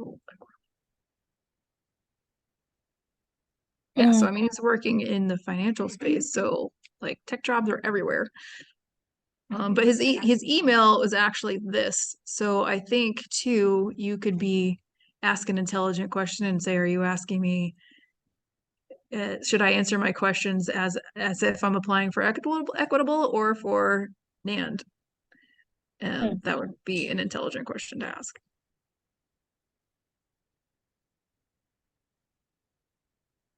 So this is basically what he's doing. So we will be talking about interviewing tomorrow also, but we could maybe flip-flop that right now since you guys are doing interviews. Let's talk about that, like how to succeed in an interview with him tomorrow.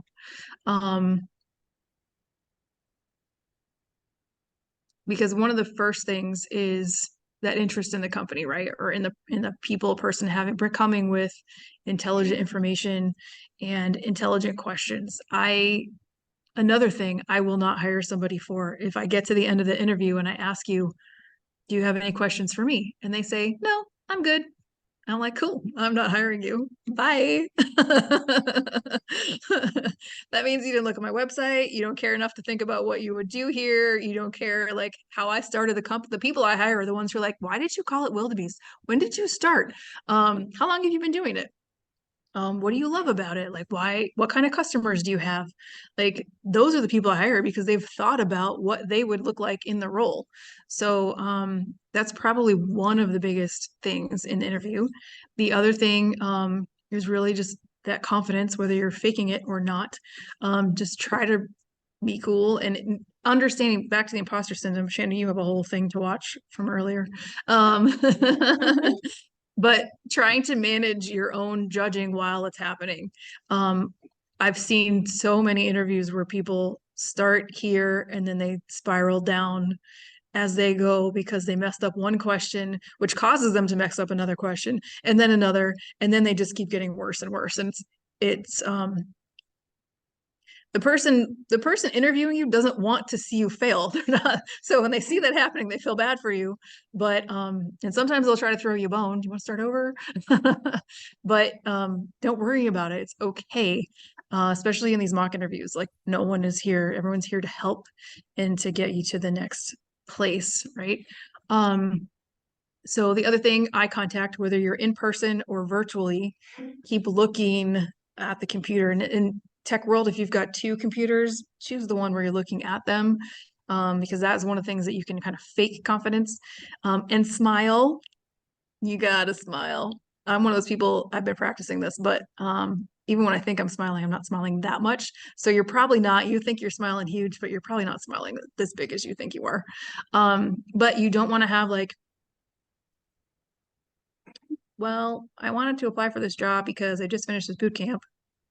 Like you have to be like, I want this job. I finished the boot camp. I feel like I have the skills to do it. And you're excited just to have the opportunity and chance to meet with them.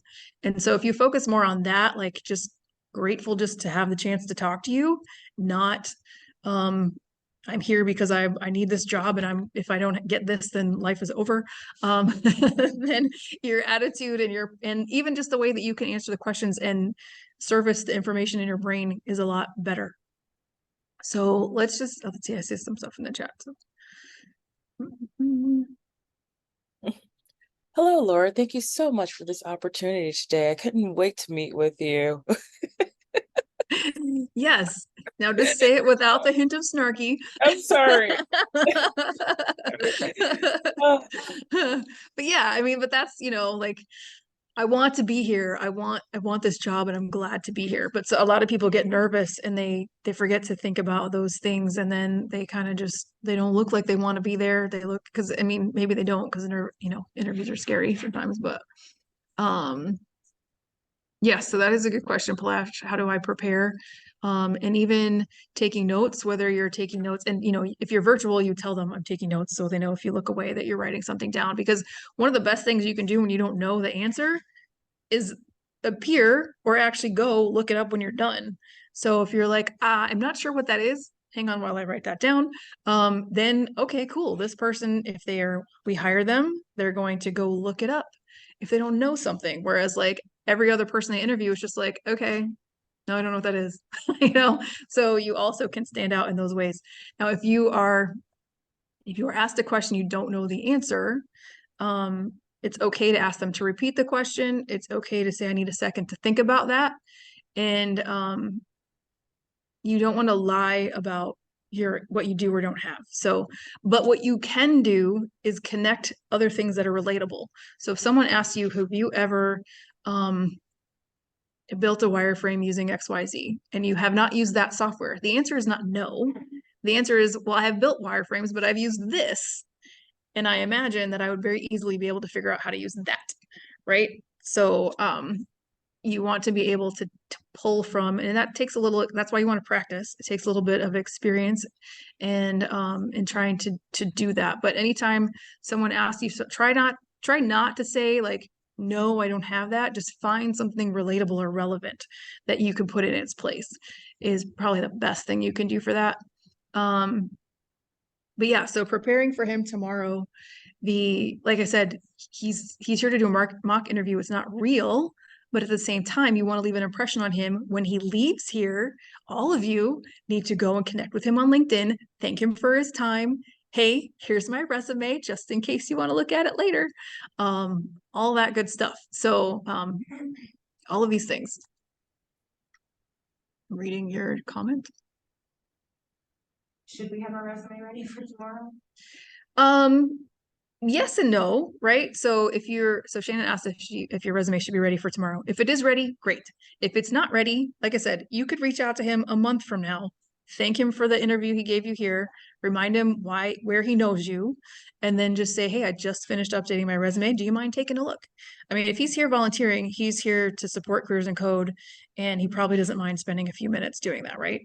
And so that's why LinkedIn is so critical in the world that we live in right now, because you can literally hold on to this person when he leaves here. And he'll be impressed that you did that, because so many people don't do it. Okay, what other questions do you have? You know, I love to be interviewed. I love to meet new people. For some reason, I just get this boost of confidence for the unknown. However, when I'm interviewing, one of the questions that I hate the most is when they ask you, so what were some of the challenges that you experienced with your previous employer? I hate that question. How do you overcome that? Yeah, so those types of questions are behavioral questions. They're looking to see how you handle things, right? So I've seen and heard all kinds of responses to these questions. And the thing that you want to do is pick something real. You don't want to make something up.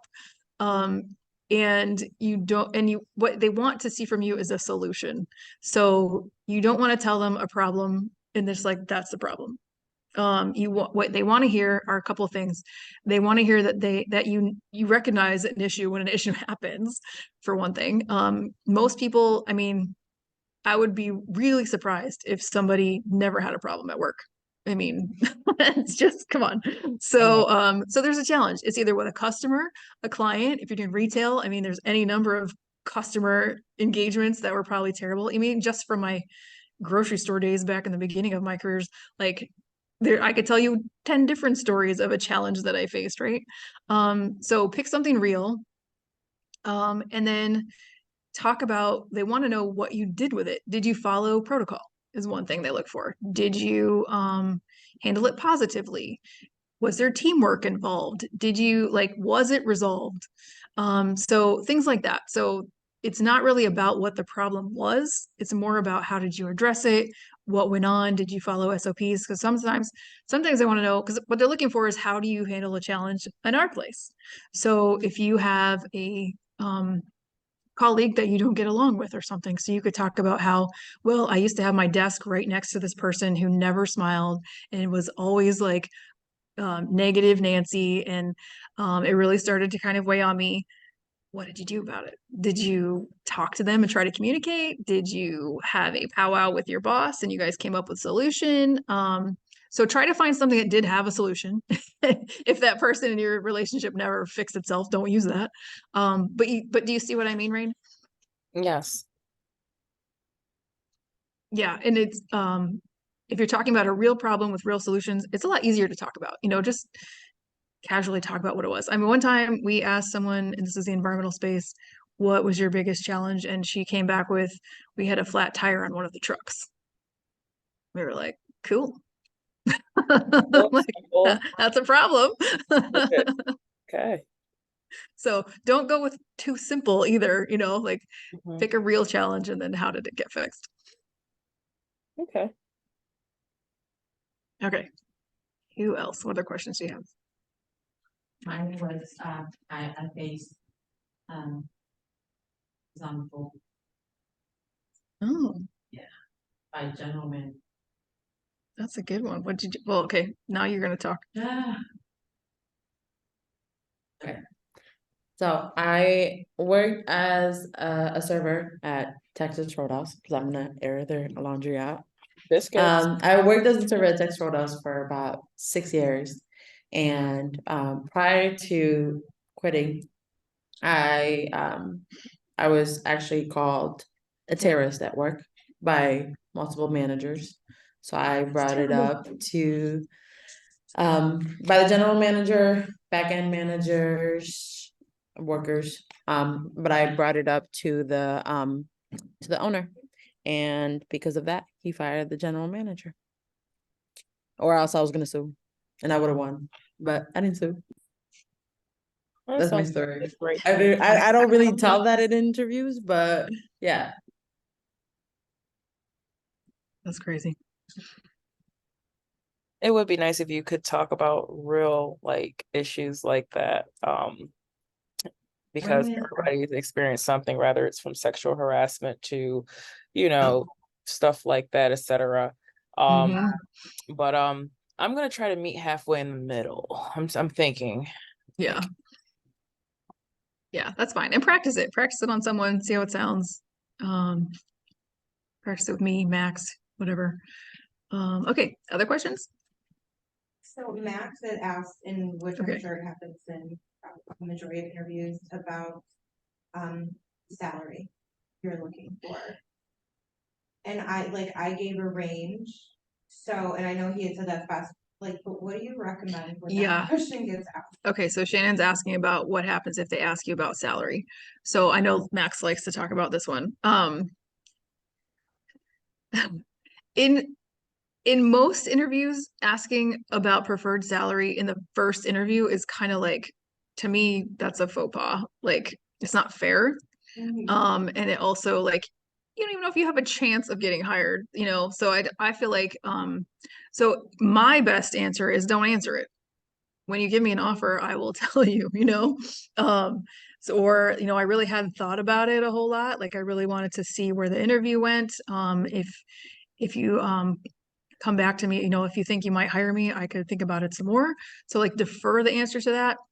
Because what happens is, and this is not fair, the minute you say my range is between 40,000 and 60,000, they're cool. We can pay her 40.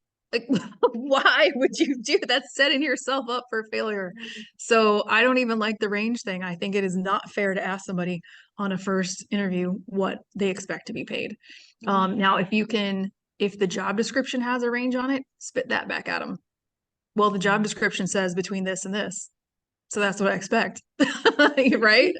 I have also seen, I had one guy that I was helping do hiring with, and he would ask every time, because he was generally interested, if money was no factor, how much money would you want to make in this job? And the men would say 60,000, and the women said 30. Yep.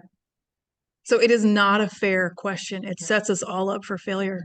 So if you're bold enough, I would say that's not a fair question. Women often undersell themselves, so I would rather receive your offer first, and then I will tell you if I accept it. You know what I mean? Like, I don't think it's a fair question.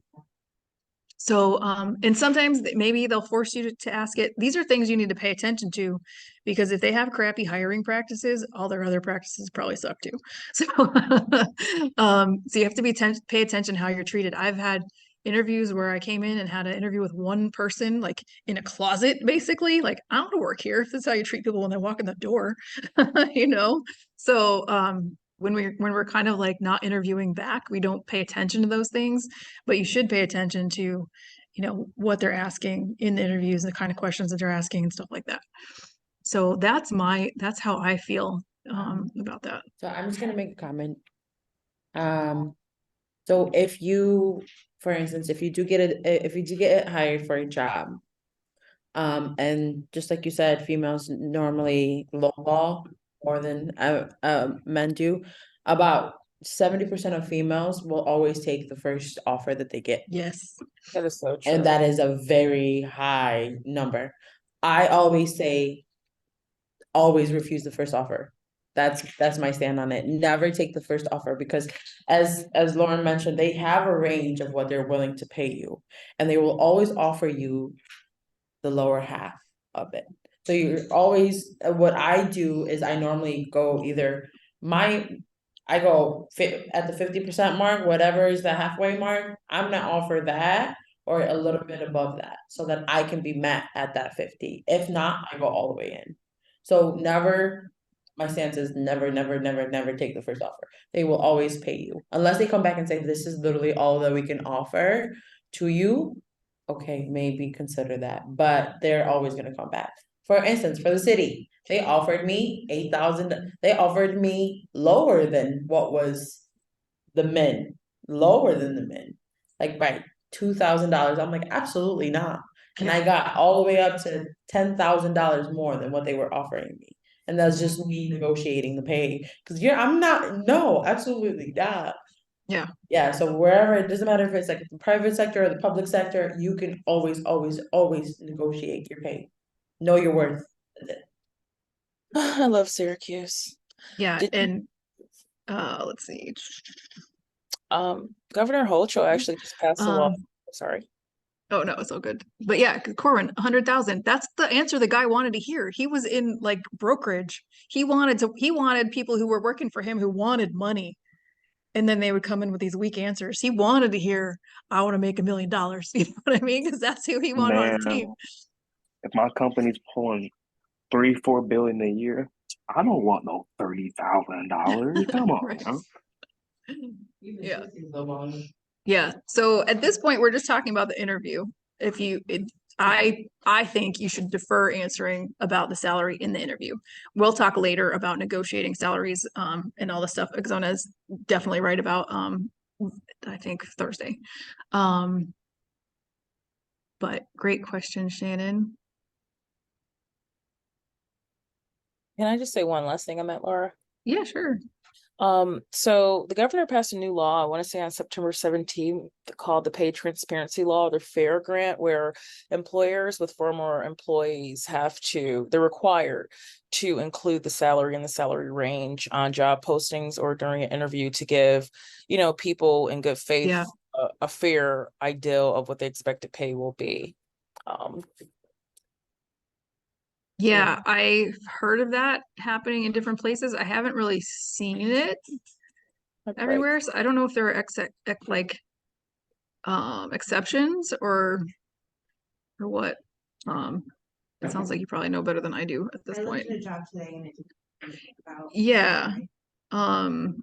So like I haven't, as I think California has that too. But I think there are exceptions where some either, I don't know if it's industries or size of company or something like that, but it's definitely not across the board yet, but it is getting more popular, which is good. Yes, and Corwin, you can look at Glassdoor and other places to kind of see. It is very, at least smart to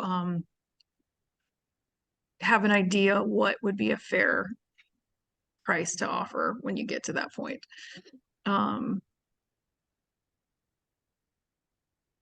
So, great. Any other final questions about anything from today? Should we dress up for the interviewer tomorrow? Like really do this mock interview? You're always dressed up. What are you talking about? Dress here.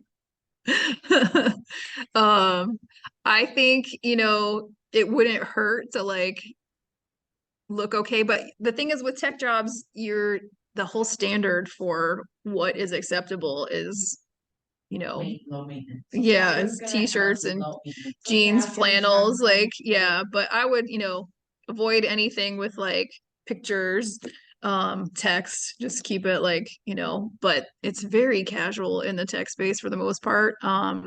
But still good hygiene, look good. Like, you know what I'm saying? But I wouldn't worry about like wearing a blazer or suit or tie or anything like that. So we're not like not interviewing for like a pay. Right, yeah, yeah. Well, and you know, what was his company, right? So the NAND, I never even heard of that. So let's see what kind of values this company has. NAND Internet Services. And what did his profile look like? He's wearing a hoodie in his profile picture, so I think you're good.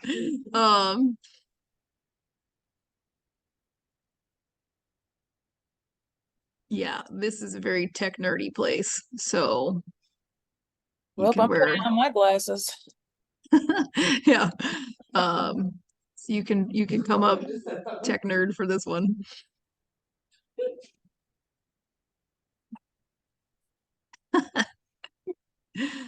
Ugh. Okay, I'm gonna just scan through my slides that I plan on going through tomorrow, see if there's anything else I want to mention for today. Do you have any final questions? Do you see you talked about imposter syndrome?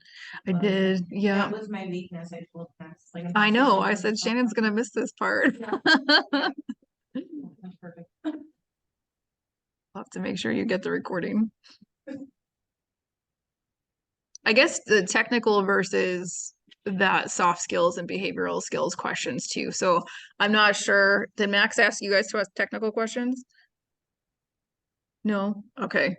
So Max is pretty good about filling you guys out to see if you're ready for those tech questions.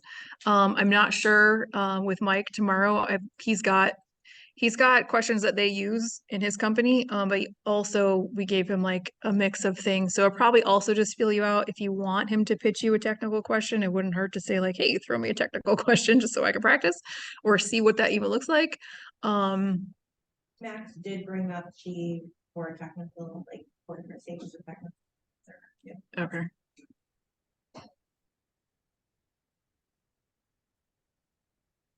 Is there any like resource you can go to with basic technical questions, like coding questions that they may ask during an interview? Like, would you prefer, I don't know, inline styling opposed to class name to style this code or etc.? Like, I'm sure I could find something. Never mind. Yeah, actually, if you go in the resources in Canvas, there's a link, there's like YouTube videos on technical interviews, and I think there is some like articles that have questions, like standard questions.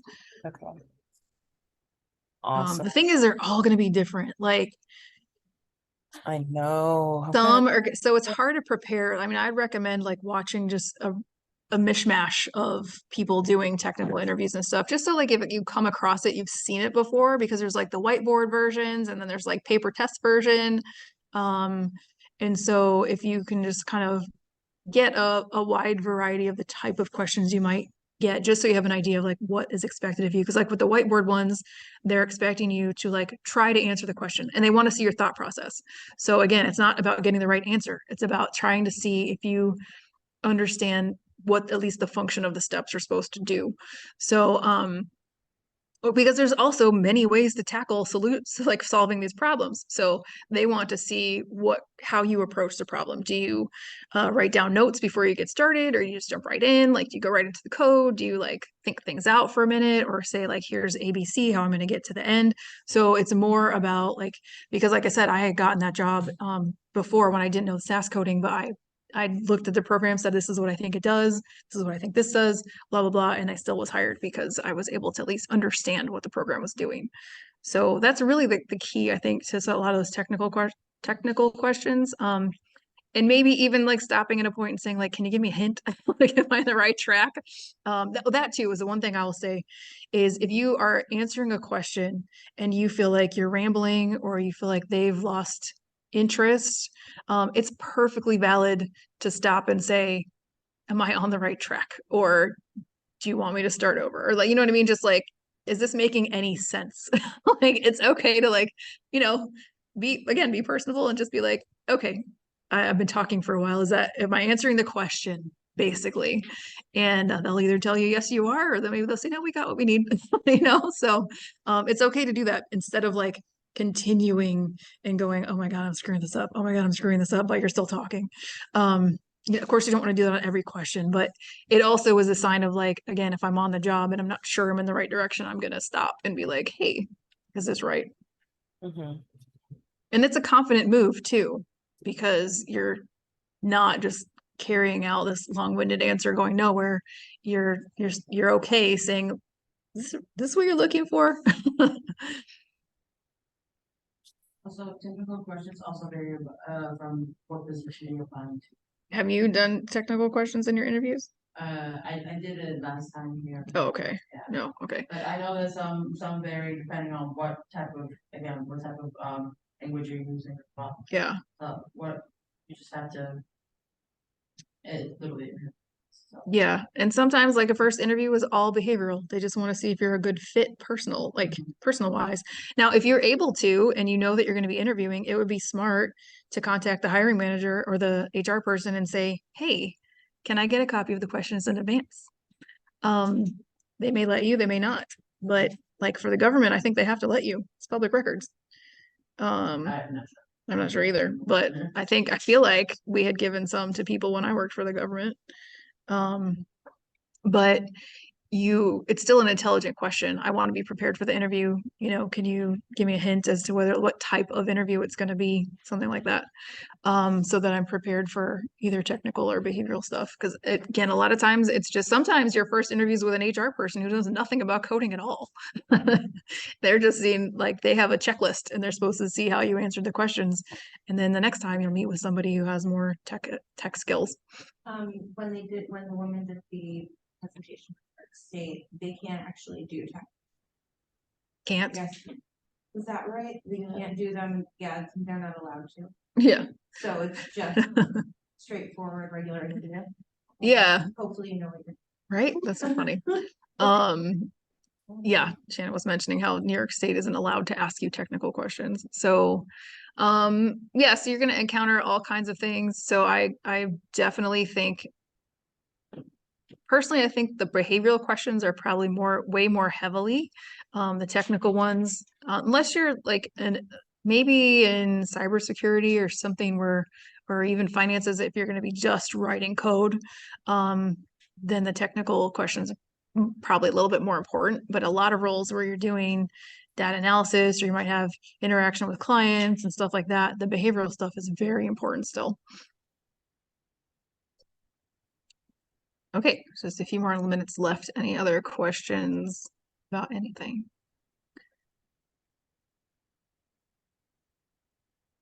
Okay, awesome.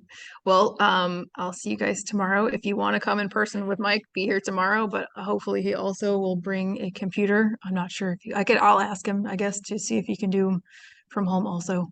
And yeah, hope you all have a great night. Good night. Bye.